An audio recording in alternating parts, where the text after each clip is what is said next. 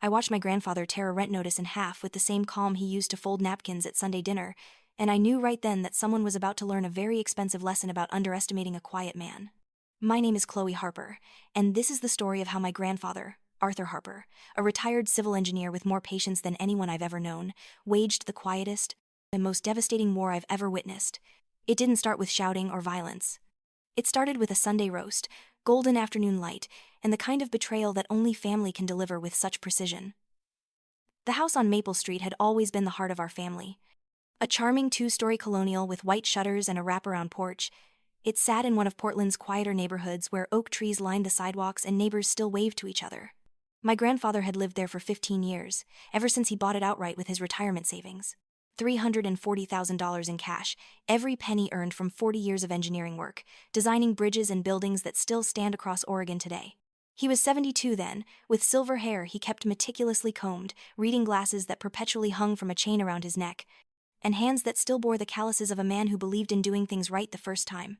My father, Victor Harper, had always been the golden child in his own mind. At 47, he carried himself with the confidence of a man who believed the world owed him something, though he could never quite articulate what. He had my grandfather's height but none of his quiet strength, filling spaces with loud opinions and expensive cologne. His wife, my stepmother Tiffany, was a decade younger and had mastered the art of looking expensive on a tight budget. Designer knockoffs, salon blowouts that stretched the credit card, and a smile that never quite reached her calculating blue eyes. They had moved in with my grandfather 5 years ago, after what Victor called a temporary setback in his sales career. The temporary arrangement had somehow become permanent, though nobody ever discussed it explicitly. I was 28, working as a paralegal at a small firm downtown, and I visited my grandfather every week. Those Sunday dinners were sacred to me, a refuge from my tiny apartment and student loans. I'd watch him in the kitchen, moving with the practiced efficiency of someone who'd learned to cook after my grandmother passed, humming old Frank Sinatra songs while basting the chicken or stirring gravy. He never complained about Victor and Tiffany, never said a word about how they'd taken over the master bedroom, how Tiffany had redecorated the living room without asking, or how Victor's BMW sat in the driveway that my grandfather had paved with his own hands. That Sunday in late September, I arrived to find the dining table already set, my grandfather's good china gleaming in the afternoon sun that poured through the bay windows. The smell of roasted chicken and rosemary filled the house, mingling with the apple pie cooling on the counter. Everything seemed normal, peaceful even, until we sat down to eat. Victor carved the chicken with aggressive efficiency, piling his plate high while Tiffany made small talk about a sale at Nordstrom. My grandfather sat at the head of the table, as he always did, quietly eating his salad and listening. I was telling them about a case at work when Victor's fork clattered against his plate with a sound that made me jump. "Dad, we need to talk about the financial arrangement here," Victor said, his voice cutting through the comfortable atmosphere like a knife through butter. The easy smile had vanished from his face, replaced by something harder, more calculating. Tiffany stopped eating, her hand moving to rest on Victor's arm in what I recognized as a gesture of support they'd clearly rehearsed. My grandfather set down his fork slowly, dabbed his mouth with his napkin, and looked at his son with those sharp gray eyes that missed nothing. He didn't speak, just waited, and somehow that silence was more powerful than any words could have been. "Tiffany and I have been discussing it, and, well, we think it's time you started contributing more to the household expenses," Victor continued, gaining momentum. "This house doesn't run itself. There are bills, maintenance, property taxes. You're living here too, after all." I felt my stomach drop. My grandfather had bought this house. He owned it. I'd heard the story a dozen times, how he'd saved for years, how he'd paid cash to avoid a mortgage in retirement, how he'd wanted security in his old age. But I kept quiet, watching my grandfather's face for any reaction. There was none. He simply nodded once, as if Victor had commented on the weather. "How much did you have in mind?" my grandfather asked, his voice even and mild. Victor exchanged a quick glance with Tiffany before answering. "We think $1,200 a month is fair. That's below market rate for a room in this neighborhood." The audacity of it hung in the air. My grandfather was being asked to pay rent to live in the house he'd purchased with his own money. I opened my mouth to protest, but my grandfather's hand moved slightly, a tiny gesture that told me to stay quiet. He picked up his water glass, took a slow sip, and then smiled. It wasn't a warm smile. It was the kind of smile that made me think of winter mornings and steel bridges. "I see," he said simply. Then he stood up, his chair scraping against the hardwood floor with a sound that seemed too loud in the sudden silence. "Well then, I suppose it's time to start planning." Victor looked confused, Tiffany suspicious. I was just scared, though I couldn't have explained why. My grandfather excused himself from the table, walking out of the dining room with his shoulders straight and his head high, leaving the three of us staring at his half-eaten dinner. What did he mean by that? I asked, my voice barely above a whisper. He's just being dramatic, Victor said, but he didn't sound convinced. He shoved another forkful of chicken into his mouth, chewing aggressively. He'll come around. He's got nowhere else to go. But Tiffany's eyes had narrowed, following the direction my grandfather had gone. Maybe we should have approached this differently, she murmured. It's fine, Victor snapped. He's old. He needs to understand that we're doing him a favor letting him stay here. I felt something cold settle in my chest, a recognition of just how far my father had fallen from the man I'd once looked up to. Or perhaps he'd always been this way, and I'd simply been too young to see it clearly. I finished my dinner in silence, helped clean up while Victor and Tiffany retreated to the living room to watch a movie, and then went looking for my grandfather. I found him in his bedroom, a modest space at the back of the house that overlooked the garden. He was sitting at the small desk by the window, a leather-bound notebook open in front of him, writing in his neat engineer's hand. When he saw me in the doorway, he gestured for me to come in. "Grandpa, what are you going to do?" I asked, perching on the edge of his bed. He set down his pen and turned to face me, his expression thoughtful. "Do you know what I learned in 40 years of engineering, Chloe? That every structure, no matter how solid it appears, has a weak point. A place where, if you apply the right pressure at the right time, the whole thing comes down. Your father and his wife just showed me theirs." "I don't understand," I said, though a part of me was beginning to. "This house," he said, tapping the notebook, "is in your father's name. Has been since I bought it 15 years ago. I put it in his name because he was going through a difficult time financially, and I wanted to help him get back on his feet. I thought having an asset to his name would give him confidence, make it easier for him to get credit, start fresh. The understanding was always that this was my house, my home. I paid for every brick, every nail, every window. I have all the receipts, all the bank statements, everything documented because that's how I was trained to work. Never assume, always document." He pulled out a large manila folder from his desk drawer and opened it. Inside were neatly organized papers, receipts, bank statements, all labeled with dates and descriptions. The payment history of a house purchased entirely in cash, every penny traced back to Arthur Harper's accounts. "So technically, legally, he owns it?" I asked, my paralegal training kicking in. "On paper, yes. But in reality, in the eyes of the law when properly presented, no.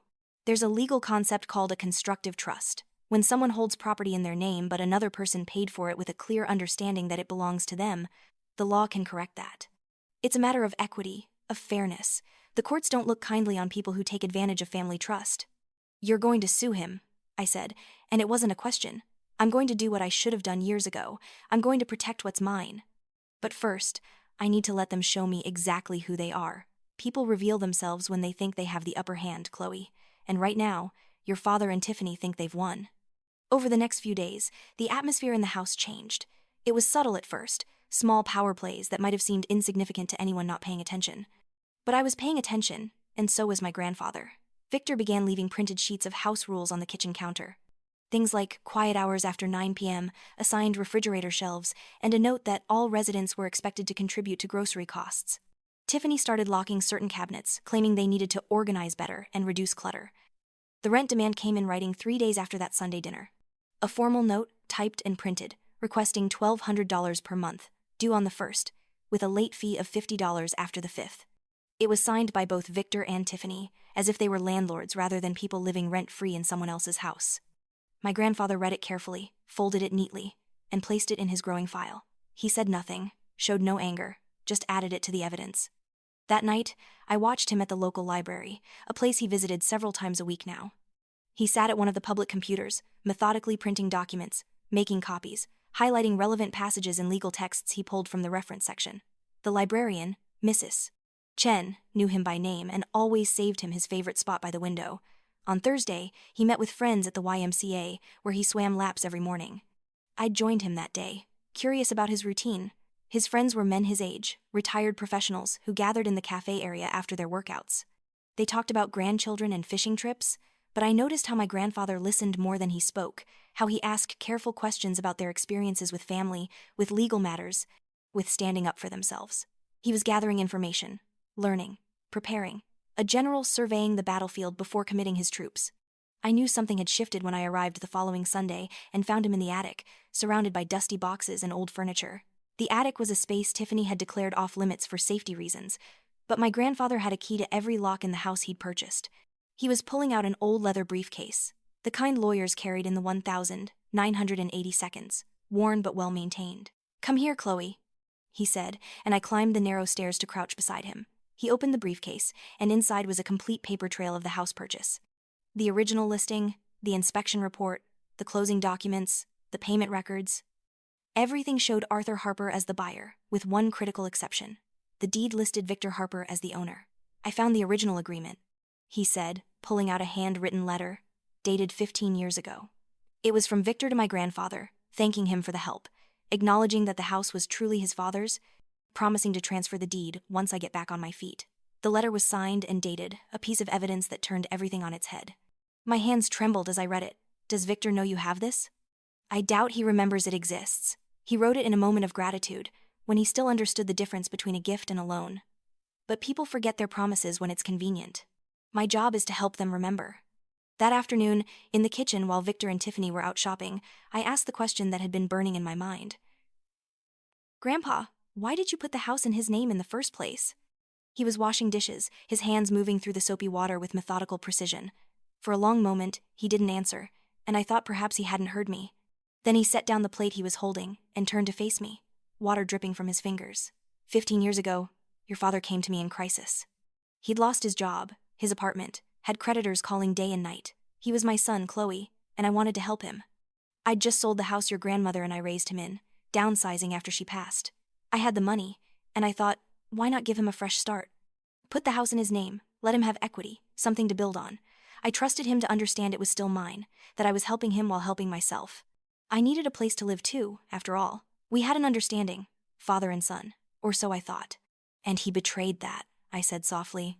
"He forgot it," my grandfather corrected, "or perhaps he convinced himself of a different story. People are good at rewriting history to suit their needs, but physics and paperwork don't lie, sweetheart. I paid for this house. Every dollar is documented. And now that he's decided to treat me like a tenant in my own home, he's given me grounds to correct the public record." The next Tuesday morning, my grandfather dressed in his best suit, a charcoal gray three-piece that he'd worn to my college graduation. He polished his shoes, knotted his tie with the precision of a man who dressed for important meetings all his life, and asked me to drive him downtown. We parked in front of a modest office building in the Pearl District, where a brass plaque by the door read, "David Chen, Attorney at Law." David Chen's office was exactly what I expected from a good lawyer. Neat, professional, filled with law books and framed credentials. Chen himself was in his early 50s, Asian American, with sharp eyes behind wire-rimmed glasses, and the kind of calm demeanor that suggested he'd seen every possible human drama play out in his office. He greeted my grandfather with a firm handshake and genuine respect. For the next 2 hours, I watched my grandfather present his case. He laid out each document with the care of someone building a bridge, each piece supporting the next, the purchase records showing his bank accounts depleted, the payment confirmations, the property tax records with his checks, the utility bills in his name, the letter from Victor, the recent rent demand. He spoke clearly and precisely, an engineer explaining a structural problem that needed correction. David Chen listened without interruption, making occasional notes. When my grandfather finished, Chen leaned back in his leather chair and was quiet for a moment, studying the ceiling as if the answer was written there. Then he looked at my grandfather with something like admiration. "Mr. Harper, this is one of the clearest cases of constructive trust I've seen in 15 years of practice. In Oregon, when someone holds title to property but another person paid for it with a clear agreement that it belongs to the paying party, the court can impose a trust. The title holder becomes a trustee who must return the property to its rightful owner. With this level of documentation, you have an exceptionally strong case." "What are the chances we win?" my grandfather asked. "If we present this evidence properly, I'd say 95%. The only question is how messy your son and daughter-in-law want to make it. They can contest, drag it out, but the outcome is almost certain. You paid for the house. It's your house. The law will recognize that." My grandfather pulled out his checkbook, the old-fashioned kind that people my age barely used anymore. He wrote out a check for $8,000, the retainer fee, without hesitation. Chen accepted it with a nod. "How do you want to proceed?" Chen asked. "We could approach them first, try for a settlement, a quiet transfer of the deed back to you." My grandfather shook his head, that cold smile playing at the corners of his mouth again. "No. File the lawsuit. Let them discover it the way I discovered their rent demand. On paper, formal, no room for negotiation. They declared war at that Sunday dinner, Mr. Chen. They just didn't realize they were bringing a knife to a gunfight." When we returned home, Victor and Tiffany were in the living room, lounging on the couch my grandfather had paid for, watching a television my grandfather's credit card had purchased. They barely looked up when we entered. My grandfather went to his room without a word, and I made an excuse to leave shortly after, my mind spinning with what I'd witnessed. That evening, Victor and Tiffany made their next move.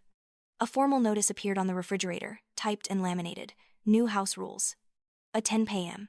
quiet time for all residents over retirement age. Assigned parking spots, with my grandfather's spot moved to the street. A requirement that Arthur Harper provide 24 hours notice before having guests. The audacity was breathtaking, the cruelty casual. My grandfather read each rule carefully, then calmly removed the notice from the refrigerator. Instead of arguing, instead of showing any emotion at all, he folded it neatly and added it to his file. Then he returned to the refrigerator and posted his own note, handwritten in his neat script, acknowledged and documented, A.H. The confusion on Victor's face when he saw it would have been funny if the situation weren't so sad. Tiffany was less amused, her eyes narrowing as she tried to puzzle out what my grandfather was playing at. But they were so certain of their position, so convinced they held all the cards, that they dismissed it as the impotent gesture of an old man with no options. They raised the rent demand to $1,500 the next day. My grandfather photographed the new demand, added it to his file, and then did something that made my heart stop. He signed it. He actually signed the paper acknowledging the $1,500 monthly rent. Then, in front of both Victor and Tiffany, he tore the paper cleanly in half, let the pieces flutter to the kitchen floor, and walked away without a word. Victor's face turned purple. Tiffany's mouth fell open. I stood frozen in the doorway, having arrived just in time to witness the moment. "You can't just refuse to pay." Victor shouted at his father's retreating back. "This is our house, our rules." My grandfather paused at the hallway, turned slightly, and said in that calm, measured voice, "You'll get your rent money, Victor. Just not from me." Then he continued to his room and closed the door with a soft click that somehow echoed louder than a slam would have. The lawsuit was filed 3 days later, on a Friday afternoon. Victor and Tiffany were served at home on Saturday morning while they were having breakfast. I wasn't there, but Victor called me immediately, his voice shaking with rage and something else underneath it that I recognized as fear. "Did you know about this?" he demanded. "Did you help him?" "I know you've been treating your father like a tenant in the house he bought," I said, my voice cooler than I'd ever used with him before. "I know you forgot that everything you have because of his generosity. Maybe you should have remembered that before you started charging him rent." He hung up on me, but not before I heard Tiffany shrieking in the background, her voice high and panicked. The lawsuit was public record now, available for anyone to see. Sylvester Arthur Harper versus Victor Mark Harper and Tiffany Lynn Harper. The complaint laid it all out in legal language that was as precise as my grandfather's engineering diagrams. Constructive trust, unjust enrichment, unlawful detainer tactics. Each charge backed by exhibits that ran to 40 pages of documentation. Sunday dinner was canceled that week, and the week after. My grandfather moved into a modest extended stay hotel near the airport, a clean, quiet place with a kitchenette and weekly rates. When I visited him there, I found him more relaxed than he'd been in months. He'd set up a small workspace at the desk, his files organized in plastic crates, his laptop open to legal research sites. "You seem almost happy," I said, bringing him coffee from the shop downstairs. "I am," he admitted. "For the first time in 5 years, I'm not pretending. I'm not playing the role of the grateful old man who should be thankful his son lets him stay in his own house. I'm fighting back, Chloe, and it feels like I can breathe again." But Victor and Tiffany weren't giving up. They hired their own lawyer, a young guy fresh from law school who probably took the case for the experience. He filed a response that argued Victor had been gifted the house, that it was always intended as his, that my grandfather was trying to manipulate the courts in a family dispute. It was a weak argument, and David Chen eviscerated it in a motion that was as brutal as it was factually grounded. Then Victor and Tiffany made their biggest mistake. They tried to sell the house. I discovered it by accident, driving past one Saturday afternoon and seeing a "for sale" sign planted in the front yard. My blood ran cold. I immediately called my grandfather, who was at the library researching case precedents. He listened without interrupting as I described the sign, the realtor's number, the flyers in a box by the mailbox advertising the property as a charming fixer-upper, priced $50,000 below market value for a quick sale. "They're panicking," he said, and I could hear the satisfaction in his voice. "They know they're going to lose, so they're trying to liquidate before the court rules. David predicted this might happen."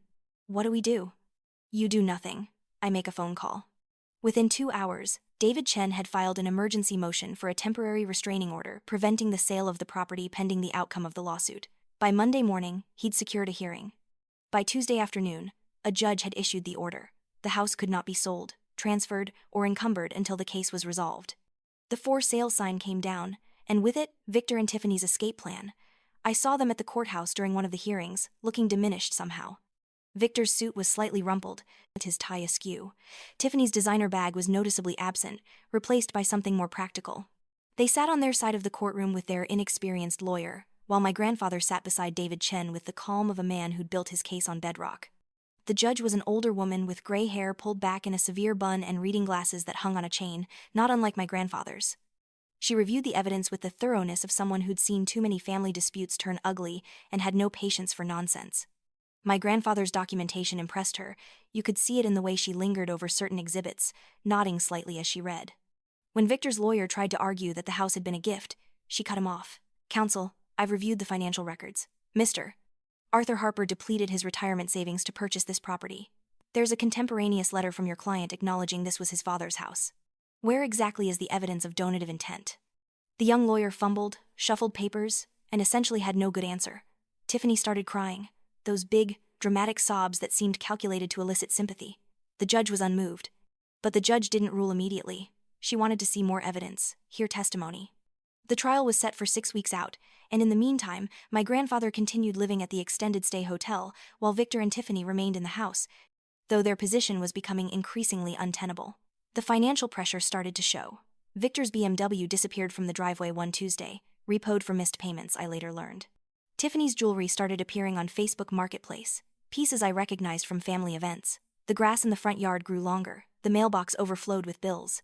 Neighbors began to whisper. I drove by one evening and saw a bright red envelope taped to the front door, a foreclosure notice.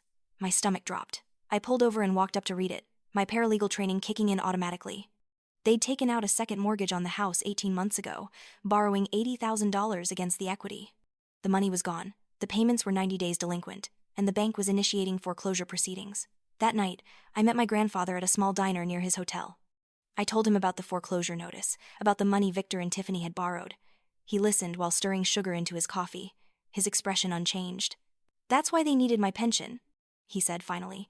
"They've been living on borrowed money, literally. The house was never about giving me a place to stay. It was collateral for their lifestyle. And when the bills came due, they decided the easiest solution was to make the man who bought the house start paying them rent." "Grandpa, what happens now? If the bank forecloses?" "The bank can't foreclose on a house they don't have clear title to," he said. "David already contacted them, provided copies of our lawsuit. They're going to pause the foreclosure until our case is resolved. If I win, which we will, I become the legal owner and I'll have to deal with their mortgage. If they somehow won, which they won't, then the foreclosure proceeds. Either way, Victor and Tiffany's house of cards is collapsing." "Do you feel bad at all?" I asked quietly. "He's still your son." My grandfather was quiet for a long moment, staring out the diner window at the parking lot beyond. The neon sign cast colored shadows across his face, making him look older and somehow younger at the same time. When he spoke, his voice was soft but firm. "I feel bad that I raised a son who thought so little of his father that he'd charge him rent in the house he bought. I feel bad that I enabled this by being too trusting, by thinking family loyalty was guaranteed. But do I feel bad about fighting back? No, Chloe, not even a little. There's a difference between being kind and being a doormat. I forgot that for a while, but I remember now." The trial began on a cold Monday morning in November. The courthouse was one of those grand old buildings downtown, all marble columns and worn wooden benches, the kind of place where you could feel the weight of justice and bureaucracy in equal measure. My grandfather wore his suit again, looking every inch the dignified professional he'd been all his life. Victor and Tiffany looked tired, stressed, whispering frantically with their lawyer at their table. David Chen was magnificent. He presented the case like he was building one of my grandfather's bridges, each piece of evidence supporting the next, creating an unassailable structure of fact. He called my grandfather to the stand first, and I watched my grandfather tell his story in that calm, clear voice. He explained the purchase, the intention, the agreement with Victor. He showed the receipts, the bank statements, the letter. He was unshakable under cross-examination, answering every question with patient precision. When Victor took the stand, his story fell apart almost immediately. He couldn't explain why my grandfather had paid for everything. He couldn't produce any evidence that the house was a gift. His lawyer tried to paint my grandfather as a manipulative old man trying to take back a gift because of a family disagreement, but it rang hollow against the mountain of paperwork. Tiffany didn't testify. She sat at the defense table, staring at her hands, occasionally wiping tears that never quite seemed to fall. I almost felt sorry for her, until I remembered the rent demands, the house rules, the casual cruelty of their power play. The judge took only 2 days to reach a verdict.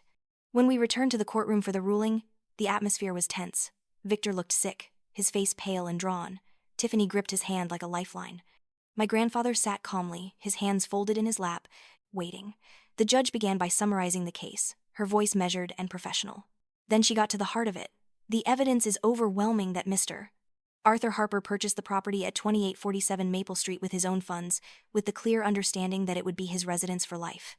While the deed was placed in Victor Harper's name, this was done as an accommodation to help Mr. Victor Harper establish credit and financial stability, not as a gift of the property itself. The contemporaneous letter from Mr. Victor Harper acknowledging this arrangement is dispositive. She paused, looked directly at Victor, and continued.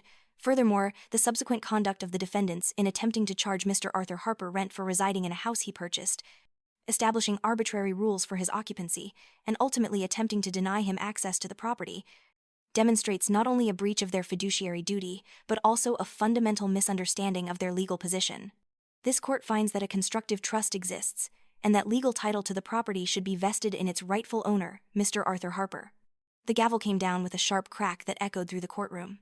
My grandfather's face didn't change, but I saw his shoulders relax slightly, a barely perceptible release of tension he'd been carrying for months. But the judge wasn't done.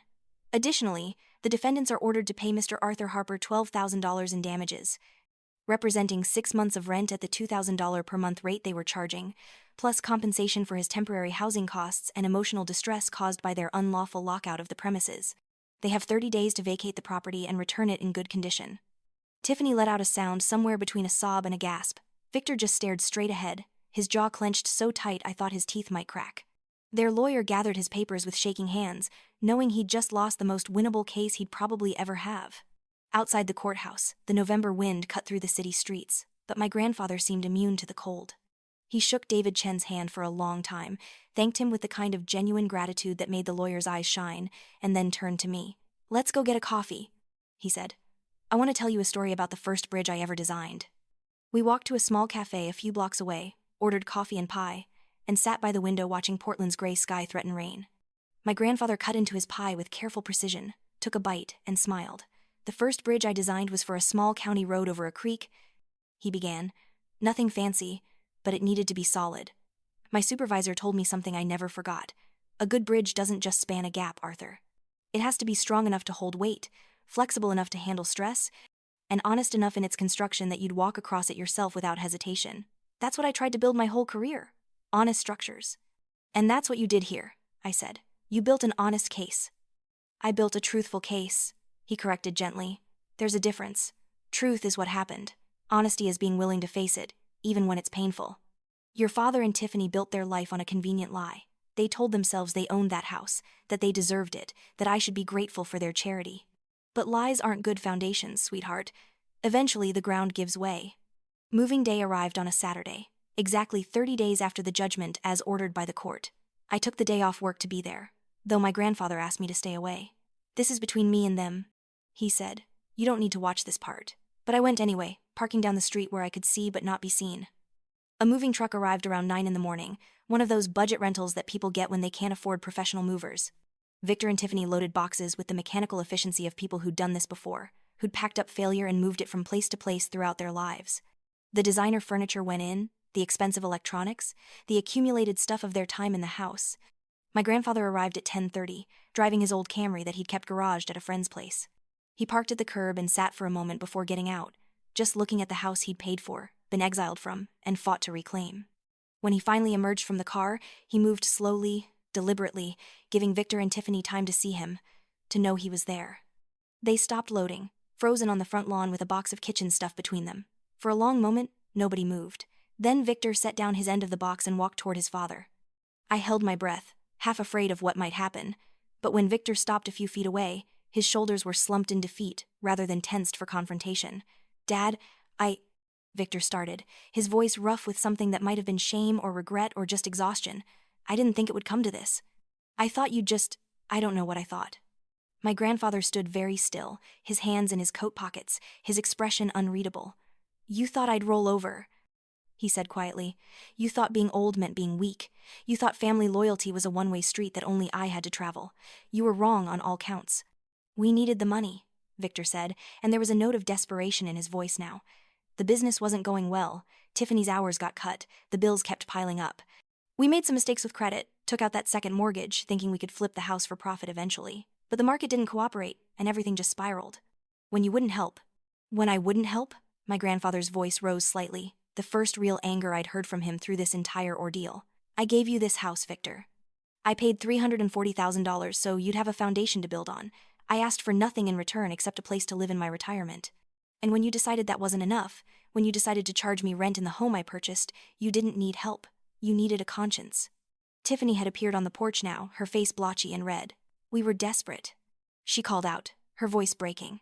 You don't know what it's like to be drowning in debt, to have collectors calling every day, to watch everything fall apart around you.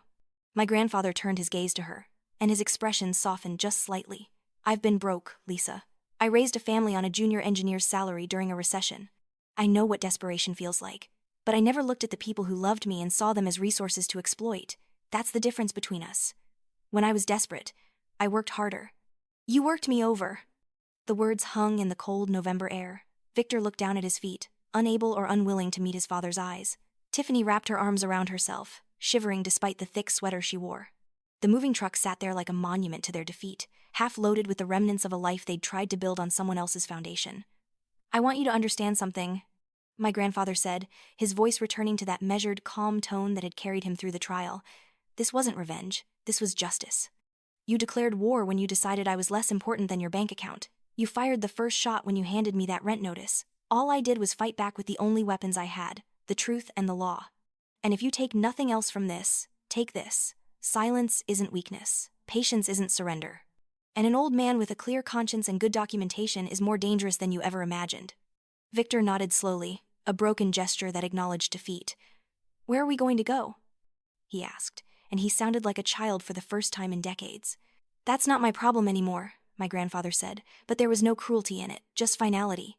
You're adults. You'll figure it out, the same way I would have had to figure it out if you'd succeeded in keeping my house.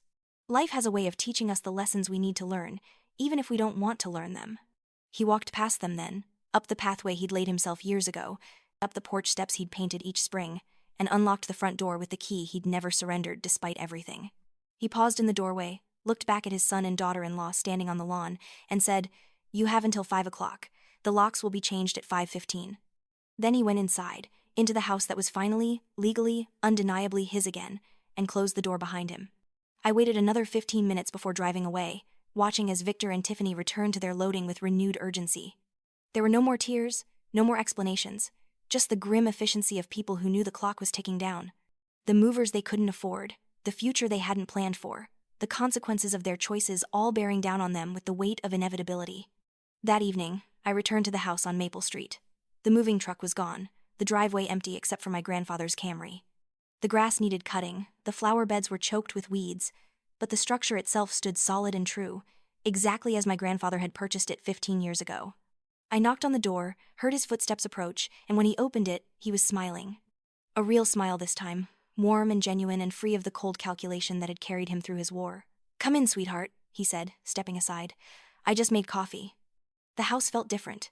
It wasn't just that Victor and Tiffany's things were gone, though the empty spaces where their furniture had been certainly changed the landscape. It was something else, something intangible. The air felt lighter, like a weight had been lifted from the walls themselves.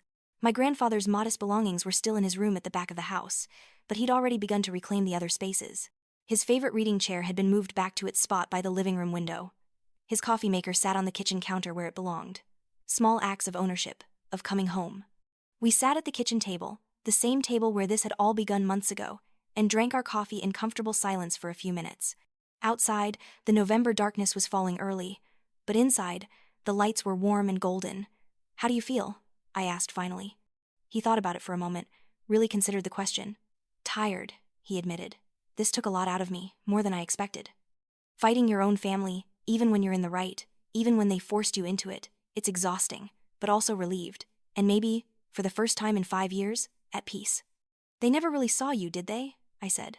They saw an old man they could take advantage of, not the person you actually are. People see what they want to see, he said. Your father wanted to see a doddering old fool who'd be grateful for whatever scraps they threw him.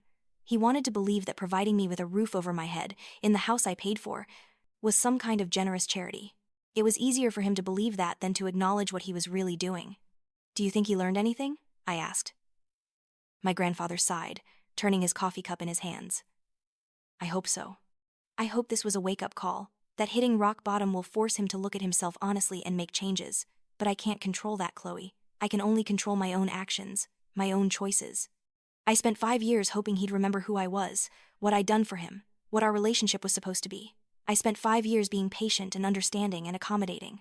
And where did it get me? A rent notice and a locked door. He looked at me then, his gray eyes clear and focused. You're young still, just starting to figure out your place in the world. So let me tell you what I learned from all of this, what I wish someone had told me when I was your age. Being kind is good, being generous is good, being patient is good. But none of those things should cost you your dignity or your security. The moment someone mistakes your kindness for weakness, the moment they start taking advantage of your generosity, you have 2 choices. You can teach them better, or you can let them keep doing it. And if you choose to let them keep doing it, that's on you, not them. You taught them better, I said. I tried to. Whether they learned is up to them. But I learned something too. I learned that I'm not too old to fight for myself. I learned that documentation and truth are powerful weapons. I learned that the law, for all its flaws, can protect people who protect themselves first with facts and evidence. And I learned that silence can be strategic, that holding your tongue and letting people reveal themselves is sometimes the smartest move you can make. We talked for another hour, about lighter things, about his plans to renovate the neglected garden, about my work, about the upcoming holidays. When I finally left, hugging him goodbye at the door, I felt something shift in my understanding of him. He wasn't just my grandfather anymore, the kind old man who made Sunday dinners and told corny jokes.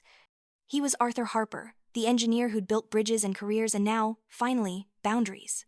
He was the man who'd learned that love without respect is just exploitation, and that fighting back isn't cruel when you're fighting for justice. Over the next few weeks, I watched him settle back into his house like a river returning to its natural course after a dam breaks. He repaired the damage Victor and Tiffany had done, both literally and metaphorically. The walls they'd painted garish colors got repainted in the soft neutrals he preferred. The locks they'd changed got changed again, this time to something more secure. The garden, neglected through the chaos of litigation, got attention and care. He dealt with the second mortgage they'd taken out, negotiating with the bank to restructure the debt. It wasn't ideal, taking on a payment at his age, but it was manageable from his pension, and it was better than losing the house to foreclosure. David Chen helped him explore the possibility of suing Victor and Tiffany for the money they'd borrowed against his property, but in the end, my grandfather decided against it. They're broke. He told me over coffee one Sunday morning, our routine restored. You can't get blood from a stone, and even if you could, what would be the point? I have my house back. I have my peace. Chasing them for money I'll never see would just keep me tied to their drama, and I'm done with that. Sometimes the best revenge is just moving on with your life. News of the case spread through the family, of course. Small families don't keep big secrets, and our family was smaller than most. My mother, Victor's ex-wife, called me to get the full story. She listened without interrupting, then laughed, a bitter sound that spoke of her own history with Victor. Good for Arthur, she said. I always told Victor he didn't appreciate what his father did for him. Looks like he finally got the lesson, even if he had to learn it the hard way.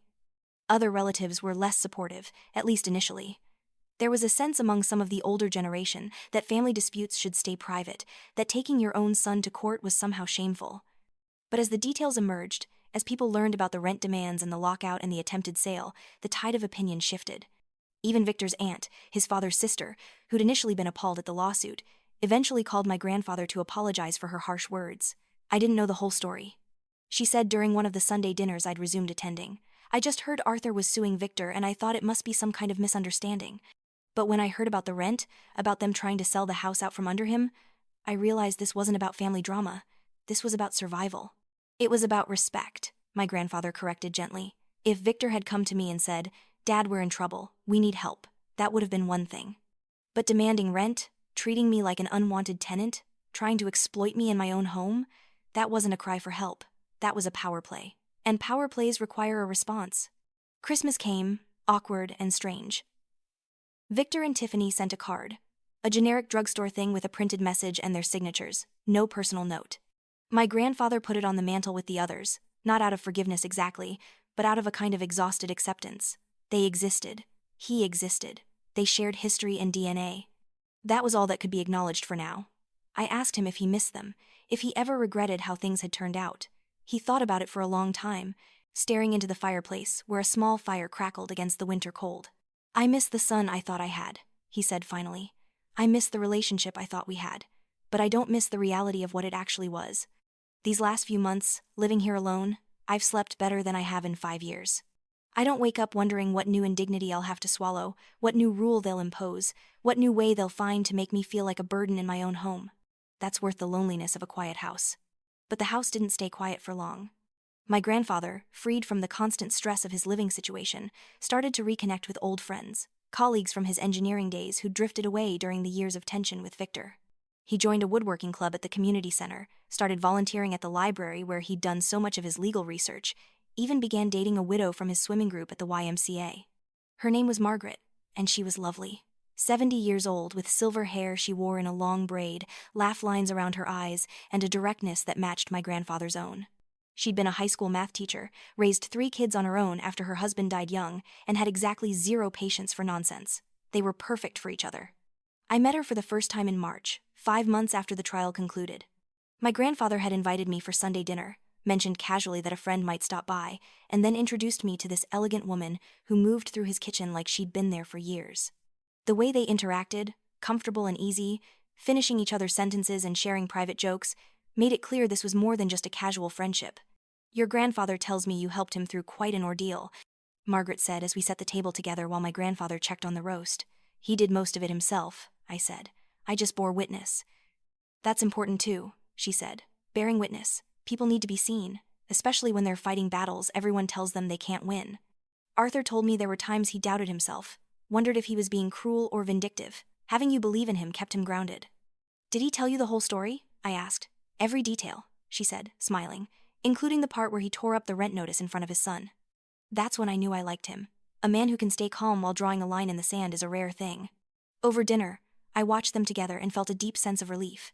My grandfather had lost his son, in a way, but he'd found himself again. The man who'd quietly endured disrespect and exploitation had remembered that he was also the man who'd built bridges, raised a family, survived loss, and had the courage to demand better when better was denied. He'd fought his war, won his battles, and now he was building something new on the foundation of his victory. We didn't talk about Victor and Tiffany that evening. They'd become what they perhaps should have always been, a cautionary tale about greed and betrayal, a closed chapter in a longer story. My grandfather's life had moved beyond them, past them, into territory they'd never controlled, and never would. As spring arrived and the garden my grandfather tended began to bloom again, I thought about the lessons I'd learned from watching his ordeal. I thought about how easy it is to mistake patience for weakness, silence for surrender. I thought about how people who take advantage of others often convince themselves they're the victims when consequences finally arrive. I thought about how justice, when it comes not with thunder, but with the steady accumulation of truth. One sunny April morning, I stopped by the house to drop off some legal documents my grandfather had asked me to review, something to do with his will and estate planning. He was in the garden, planting tomatoes with Margaret's help, both of them muddy and laughing. When he saw me, he wiped his hands on a towel and came over to the fence. "Everything in order?" he asked, taking the folder. "All set. You just need to sign where I marked." He flipped through the pages, nodding at my notes. Then he looked at me with that familiar sharp gaze. "You know, Chloe, I've been thinking about what to leave you when I'm gone. This house is paid off again, thanks to some careful budgeting and that $12,000 the court awarded me. It's yours, if you want it. But more importantly, I'm leaving you something else." "What's that?" I asked. "The knowledge that you never have to accept being treated as less than your worth. That standing up for yourself isn't selfish, it's necessary. That documentation matters. That silence can be powerful. That family is important, but so is self-respect. And that sometimes, the kindest thing you can do for someone who's taking advantage of you is to stop letting them." He handed the folder back to me, smiled, and returned to his tomatoes. Margaret waved from across the garden, and I waved back, feeling the weight of his words settle over me like a mantle I'd someday need to wear. I drove away from the house on Maple Street that day, thinking about battles and wars, about quiet men and loud consequences, about the architecture of justice and the engineering of self-respect. My grandfather had built something more lasting than any bridge in his decades of work. He'd built a blueprint for standing firm, for fighting smart, for refusing to be diminished by people who should have loved him better. The last time I saw Victor was by accident, months later at a grocery store across town. He looked older, thinner, worn down by the consequences of his choices. He saw me, started to approach, then thought better of it and turned down a different aisle. I didn't follow. There was nothing left to say. But I did see the foreclosure notice eventually clear from the public records as my grandfather satisfied the second mortgage. I saw him and Margaret take a trip to the coast, posting photos of themselves on a beach at sunset, happy and free. I saw him host Thanksgiving dinner at his house, a small gathering of real friends who valued him for who he was, not what he could provide.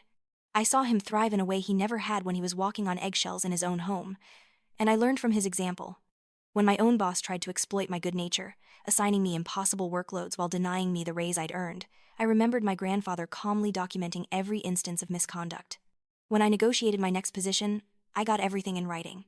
When I started setting boundaries with people who took my kindness for weakness, I thought of him tearing that rent notice in half and walking away without looking back. The story of my grandfather's war became something of a legend in our remaining family, told and retold with varying degrees of accuracy. But the heart of it remained true: an old man, underestimated and exploited, who refused to accept the role of victim, who gathered his evidence, consulted his lawyer, filed his lawsuit, and reclaimed not just his property but his dignity. Years later, when my grandfather passed away at the age of 89, peacefully in his sleep in the house he'd fought so hard to keep, the funeral was standing room only. Engineers he'd worked with decades ago, friends from the library and the YMCA, neighbors who'd watched his quiet battle and admired his courage. Margaret was there, of course, sitting in the front row holding the hand of the man she'd loved for 7 good years. Victor came too, standing at the back, looking lost. He didn't speak to anyone, didn't approach the casket. He just stood there for a few minutes, then left before the service ended. I wondered what he was thinking, if he'd learned anything, if the cost of his greed had ever truly registered. But then I remembered my grandfather's words: I can only control my own actions. Victor's journey was his own to navigate. The house on Maple Street did come to me, as my grandfather had promised. Along with it came his files, meticulously organized and labeled, a complete record of his case from first rent demand to final judgment. I kept them, not because I needed them, but because they represented something important: proof that justice is possible, that truth matters, that documentation is power, and that you're never too old, never too tired, never too outnumbered to fight for what's yours. On the first anniversary of the trial verdict, I sat on the porch of that house, drinking coffee as the sun rose over Portland, and I thought about the man who'd taught me that silence isn't always golden, but it can be strategic, that patience isn't the same as passivity, that the best revenge isn't dramatic confrontation or petty cruelty, but simply reclaiming what was stolen and building a better life from the pieces. My grandfather had waged a war without raising his voice, won a battle without throwing a punch, and taught a lesson that would echo through generations of our family. Never mistake kindness for weakness. Never confuse age with irrelevance. And never, ever underestimate a man who has nothing left to lose and the truth on his side. The house stands still, solid as the day he bought it, a monument not to victory but to the simple, powerful act of refusing to be diminished. And in its rooms, in its walls, in the very foundation he fought to reclaim, lives the story of Arthur Harper, who proved that the quietest wars can have the loudest endings, and that justice, when it finally arrives, tastes sweeter than any revenge ever could. That's what I inherited from my grandfather. Not just a house, but a legacy of standing firm. And every Sunday, when I make dinner in the kitchen where his war began, I remember his words: silence isn't weakness, it's preparation. And I smile, knowing that somewhere, he's proud of the lesson he taught, the battle he won, and the granddaughter who bore witness to it all.